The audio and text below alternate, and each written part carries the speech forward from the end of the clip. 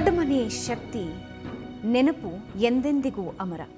ದೊಡ್ಡ ಮನೆಯ ಅಧಿನಾಯಕಿ ಮಾತ್ರ ಅಲ್ಲ, ಸಾಮ್ರಾಜ್ಞಿ ಮಾತ್ರ ಅಲ್ಲ, ಸ್ಯಾಂಡಲ್ವುಡ್ನ ಅಮ್ಮ ಕೂಡ ಹೌದು.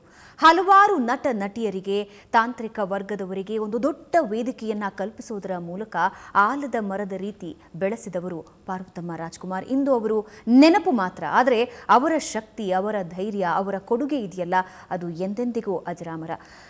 ಉಮೇಶ್ ಅವರೇ, 60 ವರ್ಷಗಳ ಒಡನಾಟ ಅನ್ನೋದನ್ನ ನೀವು ಹೇಳ್ತಾ ಇದ್ರಿ.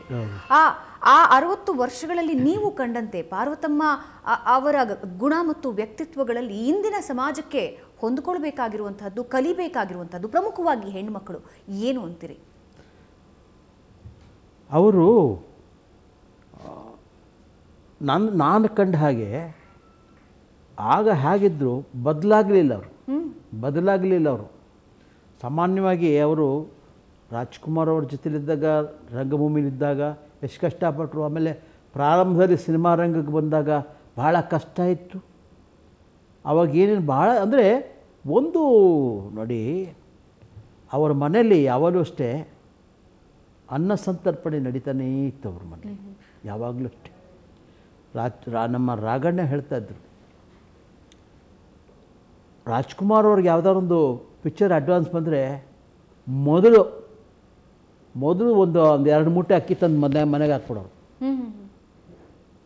ಯಾಕಂದರೆ ಮುಂದಿನ ಪಿಕ್ಚರ್ ಬರೋರು ಬೇಕಲ್ಲ, 2 ಮೂಟೆ ಅಕ್ಕಿ ತಂದು. ಅದರಲ್ಲಿ ಅವರ ಕುಟುಂಬದ ಅಷ್ಟೇ ಅಲ್ಲ, ಹೊರಗಡೆ ಯಾರೇ ಅತಿಥಿಗಳು ಬಂದು ಸಹಿತ ಅವ್ರನ್ನ ಊಟ ಮಾಡೇ ಕಳಿಸ್ತಾಯಿದ್ರು.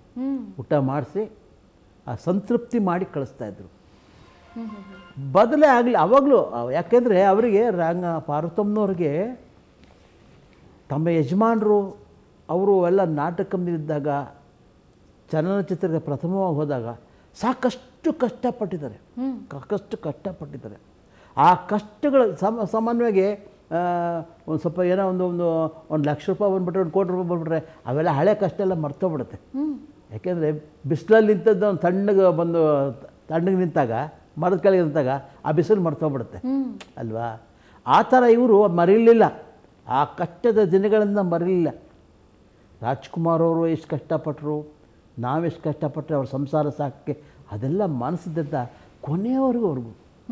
ಕೊನೆಯವರೆಗೂ ಸಹಿತ ಅವ್ರು ಏನೇ ಒಂದು ಶ್ರೀಮಂತಿಕೆ ಬಂದರು, ಏನೇ ಮಕ್ಕಳು ಪ್ರಬುದ್ಧವಾಗಿ ಬಂದು ನಾಯಕ ನಟರಾದರು, ಗಂಡನಿಗೆ ಏನೇ ಕೀರ್ತಿ, ಹೆಸರು, ಪ್ರಶಸ್ತಿಗಳು ಬಂದರೂ ಸಹಿತ ಅವ್ರು ಮಾತ್ರ ಆ ಥರ ಮೆರೀಲಿಲ್ಲ. ಅಂದರೆ ಆ ಥರ ದೊಡ್ಡಷ್ಟಿಗೆ ತೋರಿಸಲೇ ಇಲ್ಲ.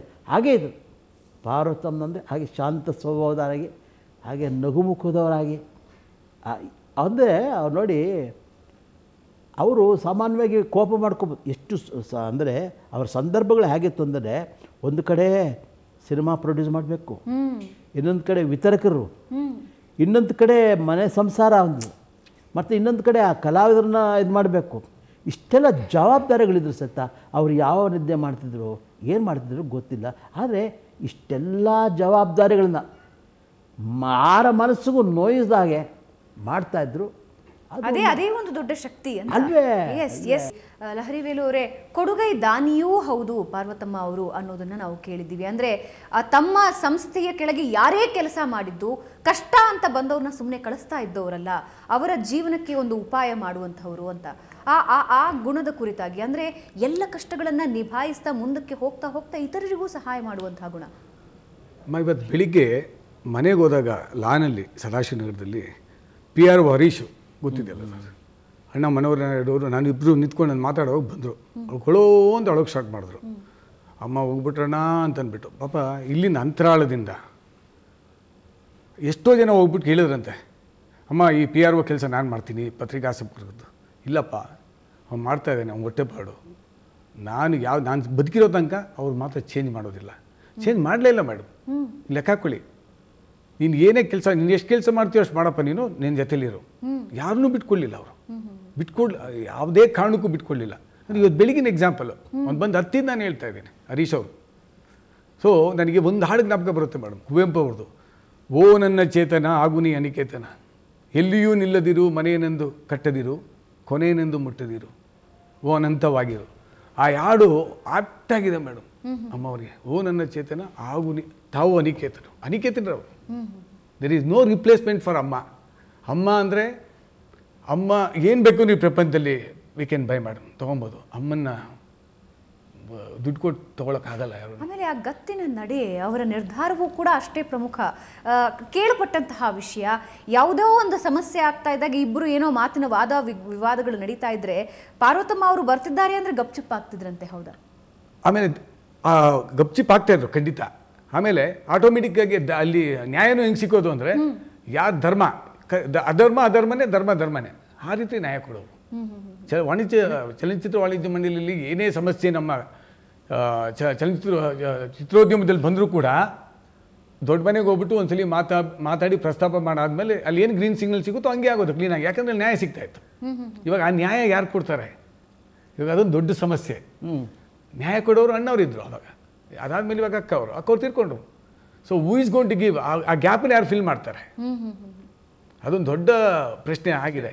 ಯಾರೋ ಬರ್ತಾರೆ, ಬಟ್ ಆದರೂ ಕೂಡ ಅವ್ರಿಗಿದ್ದಂಥ ಕಾಳಜಿ, ಚಲನಚಿತ್ರೋದ್ಯಮ ಕಲಾವಿದರು ಮತ್ತು ಅವರ ಸಿಬ್ಬಂದಿ ಎಕ್ಸ್ಪೆಷಲಿ ತಾವು ಹೇಳ್ದಂಗೆ ಯಾರನ್ನೂ ಬಿಟ್ಕೊಟ್ಟಿಲ್ಲ ಮೇಡಮ್. ಅವರು ಅವ್ರ ಜೀವನದಲ್ಲಿ ಬಿಟ್ಕೊಟ್ಟಿಲ್ಲ.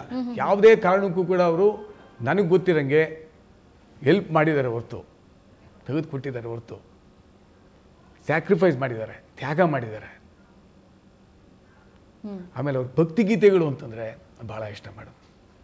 ನನಗೆ ಚೆನ್ನಾಗಿ ಗೊತ್ತಿದ್ದಂಗೆ ವಿಶ್ವ ಕನ್ನಡ ಸಮ್ಮೇಳನದ್ದು ಲಹರಿಯಿಂದ ಒಂದು 3,000 ಹಾಡು ಬಿಡುಗಡೆ ಮಾಡ್ದು.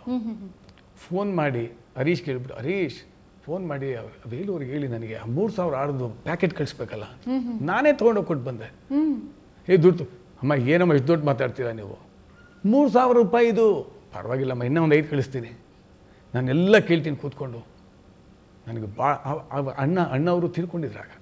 ತೀರ್ಕೊಂಡಾಗ ಸ್ವಲ್ಪ 1 ವರ್ಷ ಆದಮೇಲೆ ಏನೋ ಗೊತ್ತಿಲ್ಲ, ಎಲ್ಲ ಹಾಡು ಕೇಳಬೇಕು ನಾನು ಅಂತಂದರು. ಅವ್ರಿಗೆಷ್ಟು ಆಸಕ್ತಿ ಇತ್ತು ಅಂತಂದರೆ ಸಾಹಿತ್ಯ ಸಂಗೀತದ ಬಗ್ಗೆ ಅದ್ಭುತವಾದ ಆಸಕ್ತಿ ಇತ್ತು.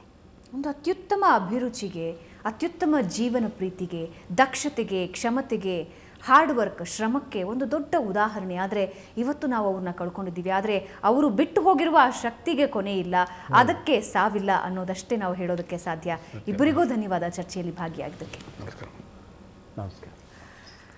ಇಡೀ ಸ್ಯಾಂಡಲ್ವುಡ್ ಇವತ್ತು ತಾಯಿಯನ್ನ ಕಳೆದುಕೊಂಡ ಅನಾಥ ಪ್ರಜ್ಞೆಯಲ್ಲಿದೆ. ಆದರೆ ಅಮ್ಮ ಬಿಟ್ಟು ಹೋದಂತಹ ಆ ಸ್ಫೂರ್ತಿ, ಆ ಧೈರ್ಯ, ಹಾಕಿಕೊಟ್ಟ ಆ ಮಾರ್ಗ ಖಂಡಿತವಾಗಿಯೂ ಎಂದೆಂದು ಅಮರ ಅನ್ನುವ ಭಾವ ಕೂಡ ಸ್ಯಾಂಡಲ್ವುಡ್ ಮಂದಿಯಲ್ಲಿ ಮನೆ ಮಾಡಿದೆ. ಇದು ಈ ಹೊತ್ತಿನ ವಿಶೇಷ.